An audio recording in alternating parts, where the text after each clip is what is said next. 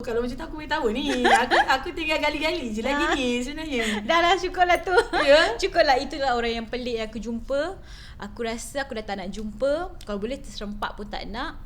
Cukup lah, aku dah tak nak jumpa dah orang pelik. Aku nak jumpa orang yang baik-baik je lepas ni. InsyaAllah kita doakan orang berjumpa dengan orang yang baik. Amin. Seperti contoh jumpa Kenan. Amin. Dah jumpa dah? Dah jumpa dah. Okay, alright. So aku ada soalan lagi sebenarnya. Tapi tunggu dulu. Tunggu dulu. Sekejap lagi kita akan main game dengan Nora. So jumpa anda sebentar lagi. Baju bawa ketiak ni. Macam mana? Tapi okay, kita try. Okay, nama lain ke?